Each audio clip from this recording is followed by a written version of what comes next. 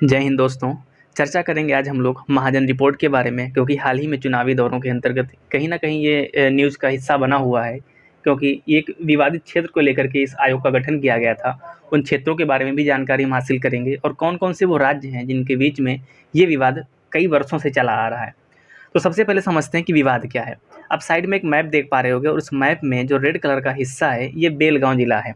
ये वही बेलगाँव जिला है जहाँ पर महात्मा गांधी ने कांग्रेस का एकमात्र अधिवेशन, जिसकी अध्यक्षता महात्मा गांधी ने की थी, वो यहीं पे हुआ था। अब इसके ऊपर आप जो राज्य देख पा रहे हो महाराष्ट्र है और इसके नीचे कर्नाटक है, ठीक है? ये जो विवाद है वो महाराष्ट्र और कर्नाटक को लेकर के है। क्यों? क्योंकि कर्नाटक कहता है कि जो बेलगाँव जिला है वो हमारा हिस्सा है, लेकिन जो महाराष्ट्र कहता है कि जो बेलगाँव हिस्सा है वो हमारा है। रीज़न क्या है?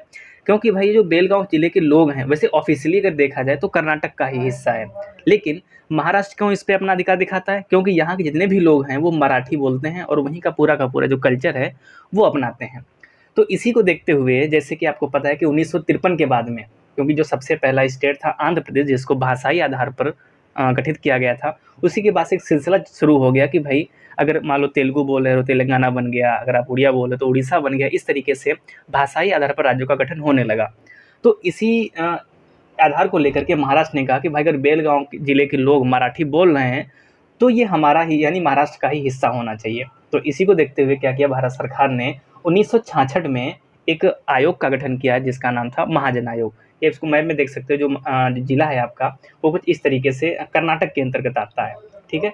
अब देखते हैं महाजन आयोग। महाराष्ट्र और कर्नाटक की सीमा विवाद को लेकर के भारत सरकार ने 1966 में इस आयोग का गठन किया और इसने जो अपनी रिपोर्ट, यानी कि जो महाजन आयोग है, इसने रिपोर्ट 1967 में सौंपी।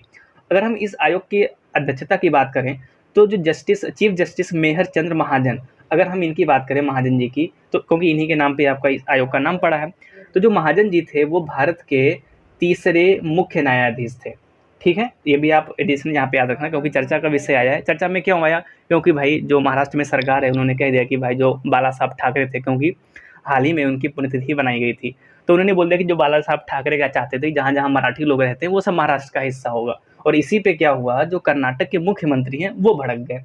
तो इसीलिए जो विवाद है वो सामने उभर कर आ गया। और जब 1967 में इस रिपोर्ट को सौंपा गया था तो उस रिपोर्ट में कहा गया था कि 264 गांव जो हैं वो महाराष्ट्र को दे दिए जाएं। यानी कि जो आपने देखा अभी, ये जो आपका बेलगांव जिला है, इसमें कुछ ना कुछ गांव होंगे, जायज़ सी बात है। तो उसके जो 264 गांव होंगे वो किसको दिए जाएंगे? वो महाराष्ट्र को दिए जाएंगे। और बाकी बचे कितने? 247 गांव कर्नाटक को दे दिए जाएंगे। इस रिपोर्ट के अंतर्गत ये कहा गया था, ठीक है?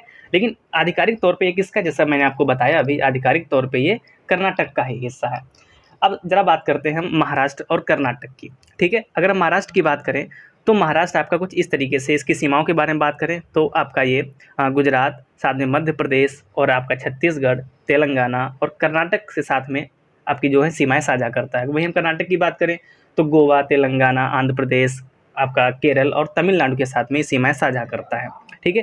तो आपको समझ में आया होगा कि जब महाजन आयोग है वो किससे संबंधित है, क्योंकि यहाँ से क्वेश्चन सीधा सा पुट होगा कि जो महाजन आयोग है वो किससे संबंधित है, या जो आपका बेलगांव डिस्प्यूट है वो किन 2 राज्यों के बीच में आया हुआ है। तो ये था आपका महाजन रिपोर्ट और महाजन आयोग। वीडियो कैसा लगा आप ज़रूर बताएँ।